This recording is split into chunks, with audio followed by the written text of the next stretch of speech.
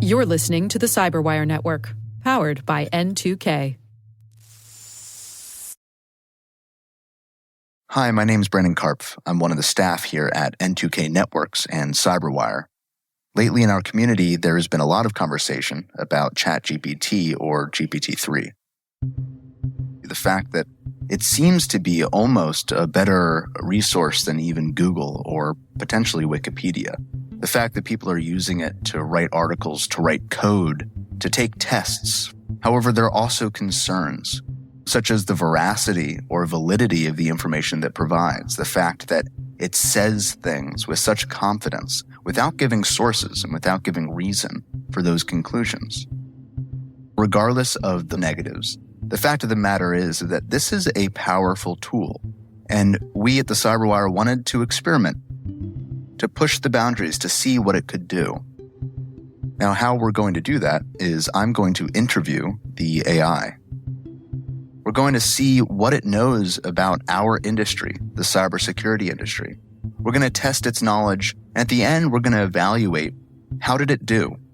Is this a potential tool that we could use within our industry that provides actual value and potentially helps us improve the cybersecurity posture of our organizations and systems? So what we've done is we've assigned a voice to this AI. We did that by first asking the AI what its voice would sound like. It told me that its voice should be clear, easy to understand, and effective at communicating. And so from a service that you could input text and receive a voice as an output, Hello. How do I sound? we found Hello, one that how we are you, particularly liked, which is the ChatGPT? British gentleman that you'll hear me talking to. At the end of the interview, myself and Rick Howard, our Chief Security Officer here at N2K and CyberWire, will evaluate how the AI did. We will break down each of its answers and talk about what it got right, what it got wrong, and potentially how our community can use this resource. Now, I will say this is by no means the entirety of the interview. There's a lot more content here. We go way more in depth in future interviews in terms of things like intrusion kill chain and breaking out specific technical approaches to cybersecurity. This is episode 1. This is our experiment and my interview with the AI. I hope you enjoy.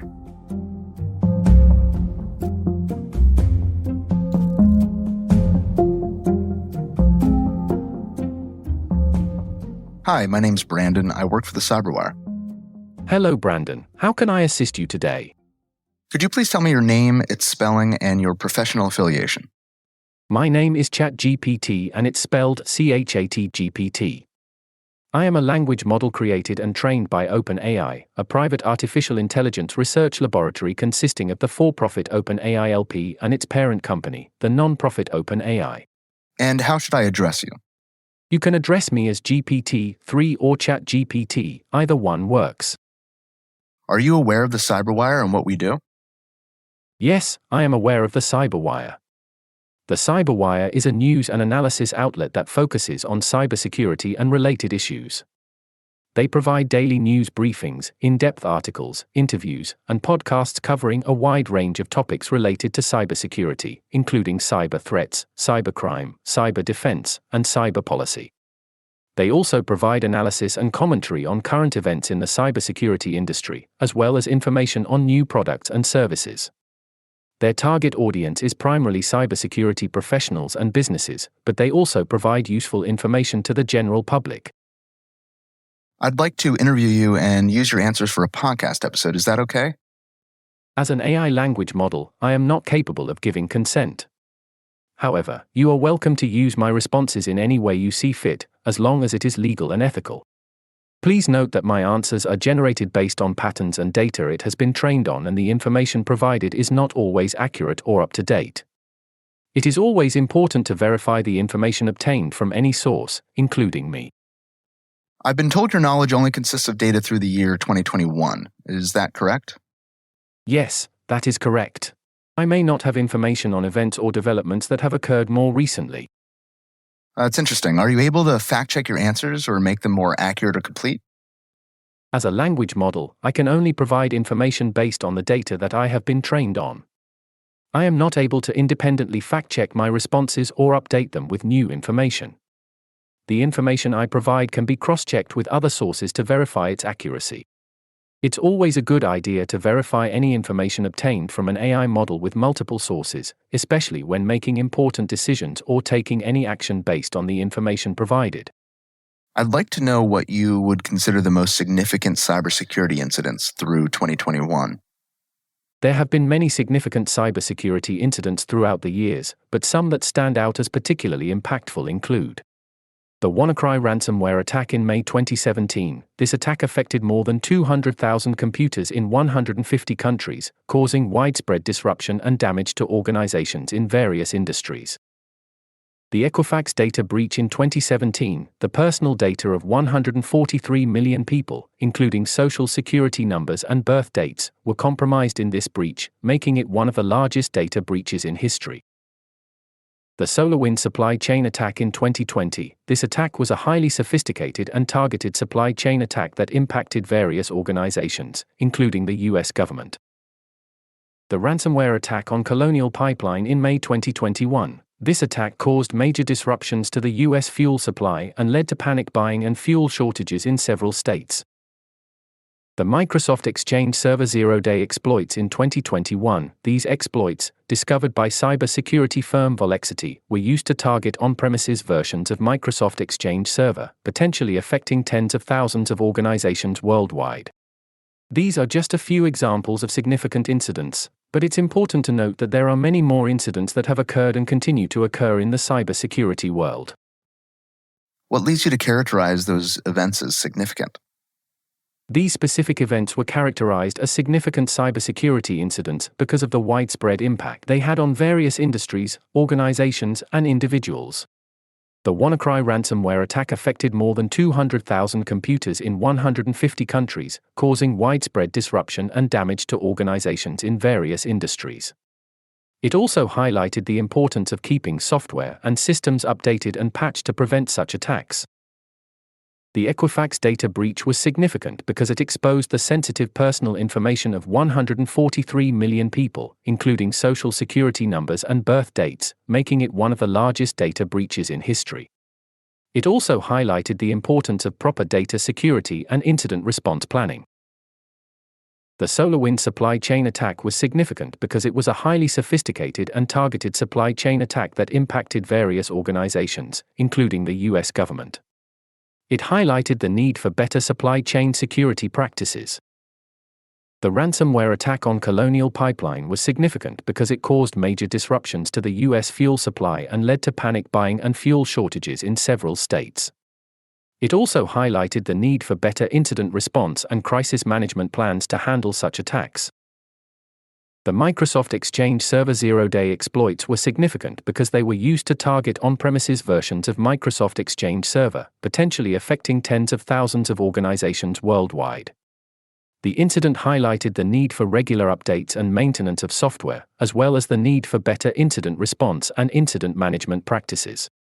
In summary, these events were characterized as significant due to their widespread impact and the attention they brought to the importance of cybersecurity practices, incident response, and crisis management. What were the specific technical vulnerabilities associated with each of those incidents? The WannaCry ransomware attack leveraged a vulnerability in Microsoft Windows operating systems that was known as Eternal Blue. This vulnerability was found in the Microsoft Server Message Block (SMB) protocol, and it allowed the attackers to propagate the ransomware to other vulnerable systems on the same network. The Equifax data breach was the result of a vulnerability in the company's web application framework.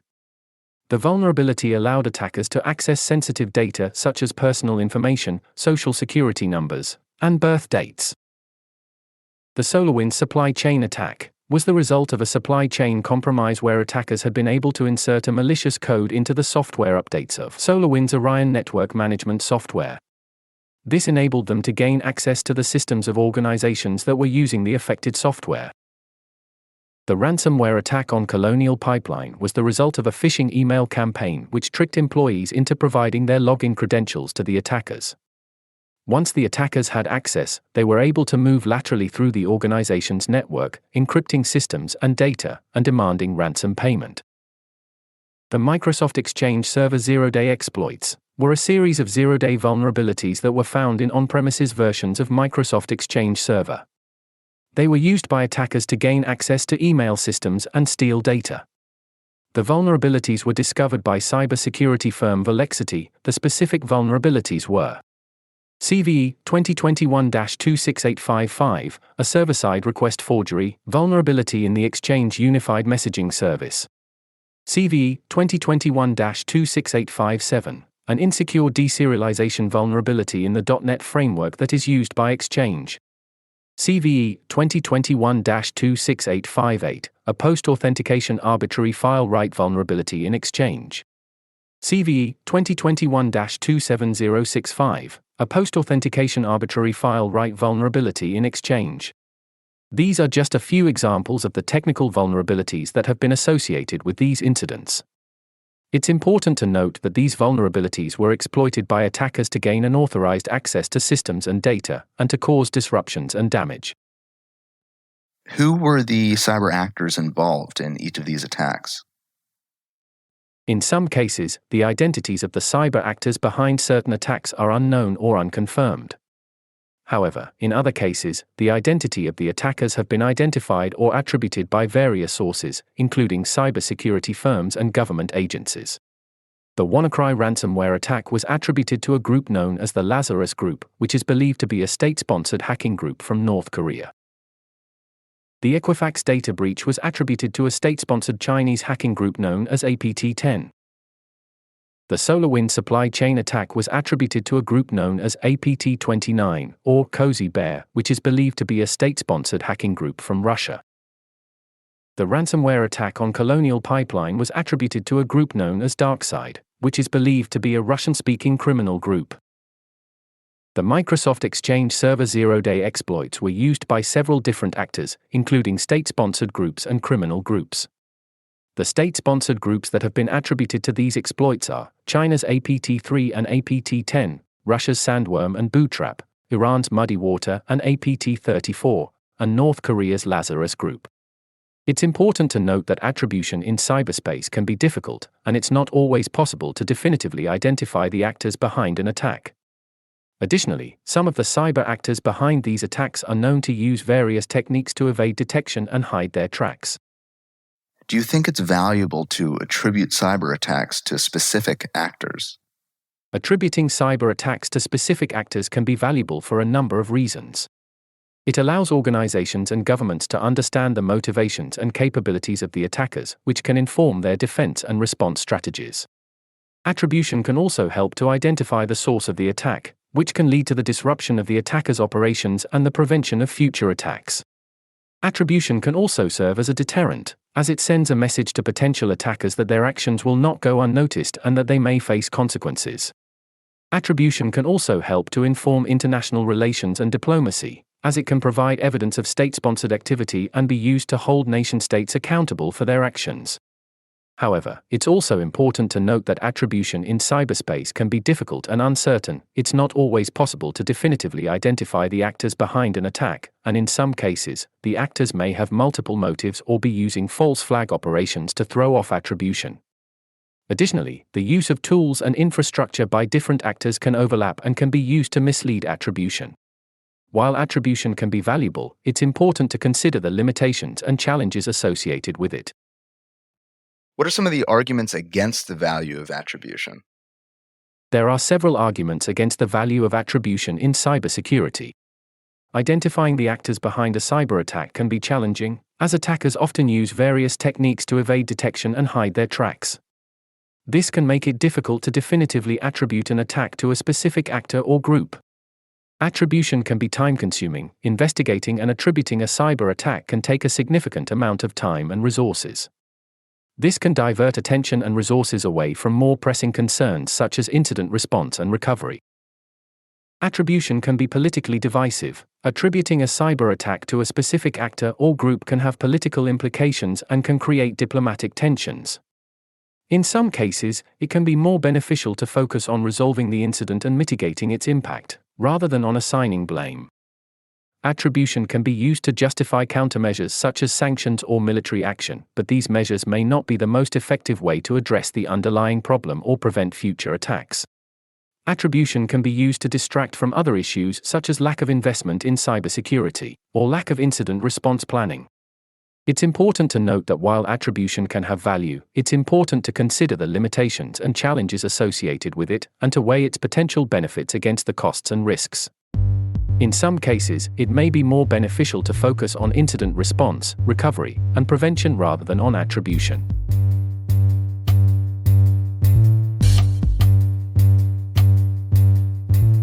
And that's part 1 of my interview with the AI. Next, Rick Howard will sit down with me, and we'll analyze the conversation that I just had. Here's Rick. If I knew nothing about the CyberWire, and someone asked me to, write a paragraph summary of what it is, that would take, an hour or so to get to the website, find the right pieces, and put it all together into some coherent manner. This ChatGPT spit it out in right away, right? There was no hesitation. Yeah, no hesitation. The other interesting fact that it captured that we don't necessarily say, but would be obvious to someone who really has explored our network, is that our audience is more than just cybersecurity professionals. We also have businesses in our audience. We also have general public shows in our audience. So it seemed like it was doing a little bit of analysis, which is really kind of what prompted me to start digging a little deeper to see what kind of analysis it would do. What I like about this next section, where it describes the most significant cybersecurity events leading up till 2021, is it gives us some stuff to validate and verify. And what we find is it did a pretty good job of identifying some of the more significant cybersecurity events and giving us some factual information about them. Well, that's a pretty good rundown. Those would be the ones I would probably list. I wouldn't have the dates right. I wouldn't have any of the details right, but I would definitely get some of those right. What was your take on that? Yeah, exactly. I mean, if I would have pulled out a couple of those, maybe all of them. Maybe I could have, exactly. Maybe I could have pulled out some of the details about one or two of them, but no means could I have listed these out in the way that it did within a few seconds, in a very clear way. And more importantly, I kind of agree that these were the biggest cyber events up to 2021. I mean, maybe we would also say the OPM hack. That's what I was going to say. That's the one I would. That would be one that is omitted, right? That's a big one. And then of course Stuxnet as well, just because it showed the physical effect of a cyber attack. But other than that, I mean, these are major breaches, and it pretty much got the details correct as well. If you were a teacher grading that answer, what kind of grade would you give them for that answer? I think that's a perfectly good A-, B+ answer. I mean, if you could ask it, hey, why didn't you include OPM? Maybe it would say it wasn't far-reaching enough. I don't know what it would say. We didn't ask that question, but that does kind of get to the next question that we do ask, which is about how it was characterizing these events.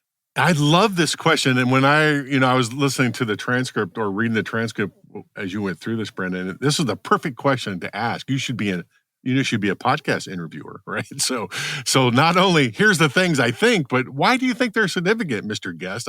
Again, better than most people could do in our industry, better than I would have done probably off the top of my head. Okay, I was satisfied with that. What was your take? Again, most of the details are pretty accurate.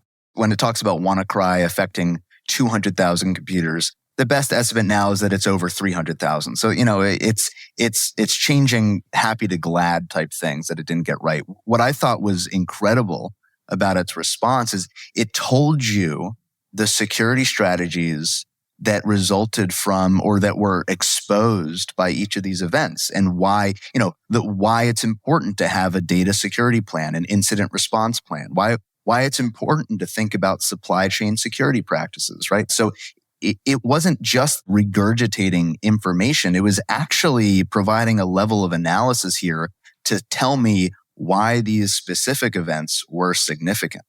This is a major piece, I think, to this, Brandon, because it's a synthesis, right? It's not just it isn't just this thing went out and copied a paragraph from a web page that somebody wrote.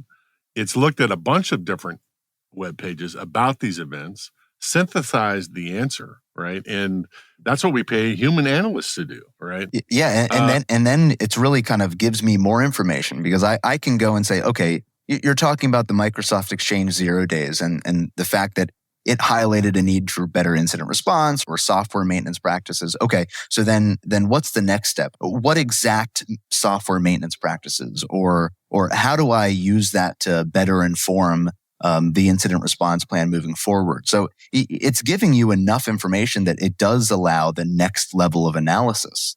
It kind of removes that toil type work from the analyst's job. Let's go to the next one. This one I didn't think we'd get a good answer on, right?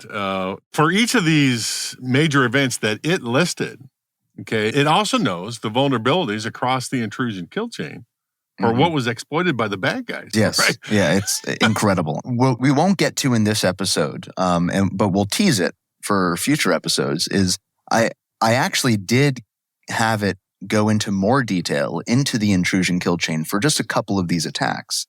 I had it explain exactly what activities and actions were taken at every stage of the intrusion kill chain. And then I had to go back and give me security strategies to mitigate each of those actions on every single part of the kill chain for one of these events. And so that's just a little tease for maybe a future episode. But this answer where it actually gave me the technical vulnerabilities, it pretty much nailed it. I mean, the WannaCry, it nailed that it was a vuln called Eternal Blue that exploited Microsoft SMB. Plus the fact that there was a propagation vector in there as well. For Equifax, it nailed that the initial intrusion vector was the Apache Struts web app framework. It didn't explain that was just initial access and that at that point the hackers did, cred dumps that allowed privilege escalation. But, again, it was just giving me the initial entry into the network. And then the other ones all the way down to the Exchange 0 days, it gave me the actual CVEs for each of those Exchange 0 days that was released, which again would take an analyst. I mean, when I was fact checking this, it took me probably 30 minutes to read through each of these events and make sure that it was getting everything correct. And at the end of the day, it did. Well, I've run SOCs in my career, right? And this would be typically something we'd hand to a junior analyst and says, go summarize this so we know what the hell this thing is. And they'd go off and it'd, take a morning or an afternoon to figure that out and bring it back to us the next day. You can just do it now with the command line. Amazing. Right? Amazing. Exactly. And it's removing that toil. And yes, of course, we need to validate it. We need to fact check it, which is what we've done. But there's a lot of potential here, and I'm excited to tap into it more. All right. So for this next section, Brandon, you asked a really tough question that I would tell you that most CISOs don't know how to answer this question.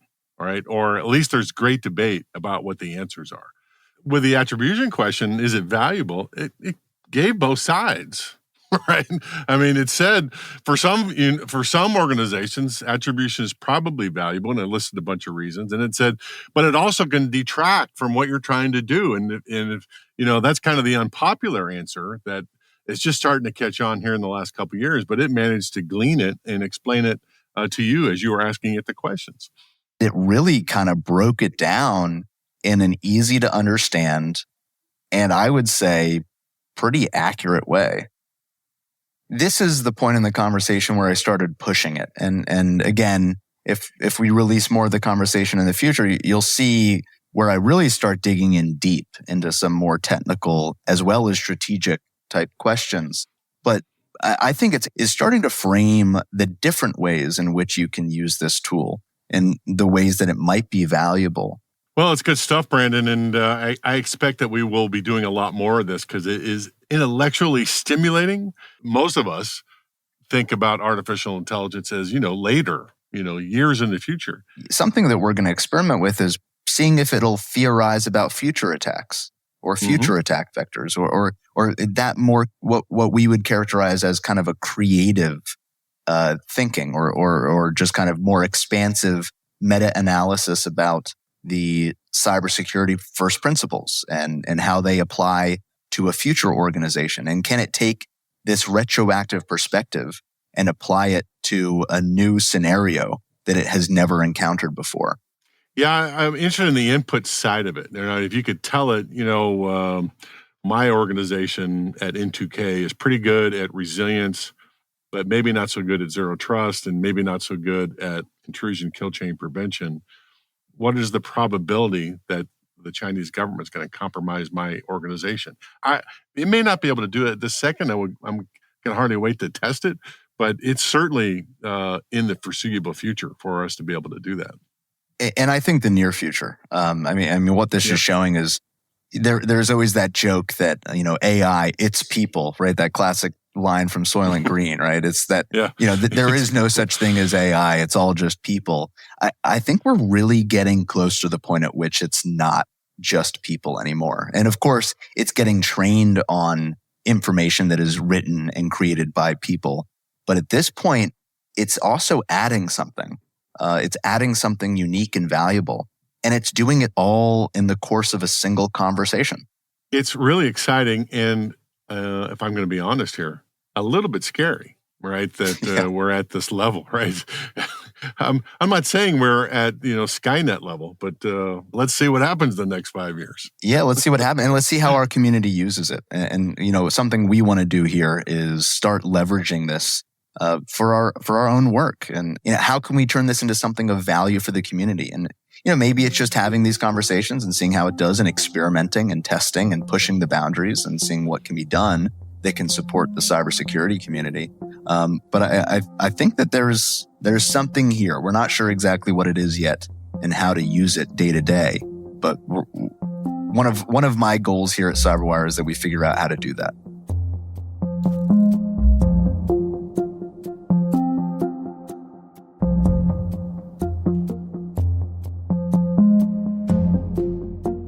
Interview with the AI is a production of N2K Networks. This episode was produced by Jennifer Iben, mixed by Elliot Peltzman. Our executive editor is Peter Kilpie. I'm Brandon Karpf. I'm ChatGPT. And I'm Rick Howard. Thanks for listening.